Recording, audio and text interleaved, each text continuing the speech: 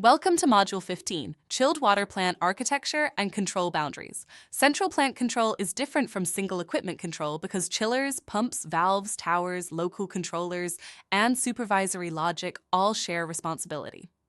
In this module, we will begin with the hydronic arrangement, define ownership, and build a plant sequence around evidence. Plant demand, valve-proof, pump-proof, minimum flow, temperature response, fallback, manual operation, and integrated commissioning. The objectives are practical. Learners will interpret common chilled water plant arrangements, define what the factory equipment controls, what local plant controllers should protect, and what the supervisory system should optimize. They will identify plant enable, proof, minimum flow, startup, shutdown, instrumentation, fallback, and manual operation requirements. Most importantly, they will learn that plant optimization begins only after the physical arrangement, local protections, ownership, and required proof are understood. The core concept is that chilled water plant control is not only a BAS program, it is a coordinated energy conversion system. The piping arrangement, valve layout, minimum flows, equipment limits, sensor locations, and local protections define the control problem. If the ownership is unclear, two controllers may compete, or each may wait for the other. If proof is weak, the BAS may command a plant that is not actually moving flow or delivering capacity. The controls engineer starts with the hydronic arrangement. Primary secondary plants, variable primary flow plants, and distributed or decoupled plants create different control requirements. In a primary secondary plant, the decoupler can reveal flow imbalance. In variable primary flow, the same pumps may create building flow and evaporator flow, so minimum flow protection and rate limits become central. Do not write the sequence from the graphic alone. Start with the piping diagram, equipment data, design flows, minimum flows, valves, and sensor locations. A chilled water plant needs a responsibility map.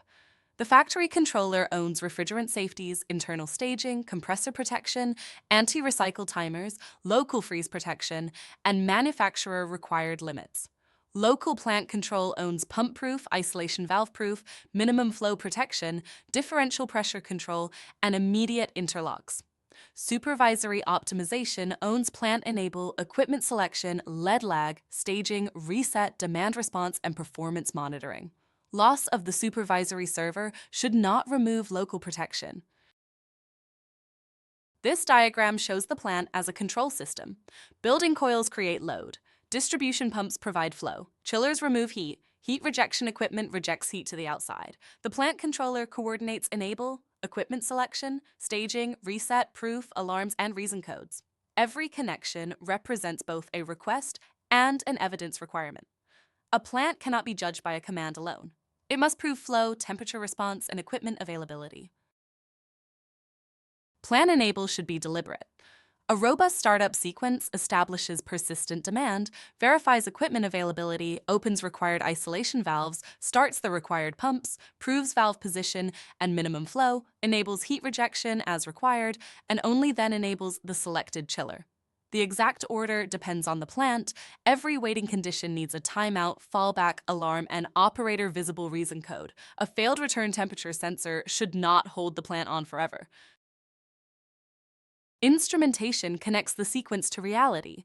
Plant demand should come from validated demand, not a single untrusted value. Pump proof should be more than a command when the consequence requires flow evidence.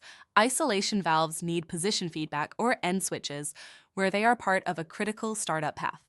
Chiller proof should include running status, availability, capacity limits, and common supply temperature response.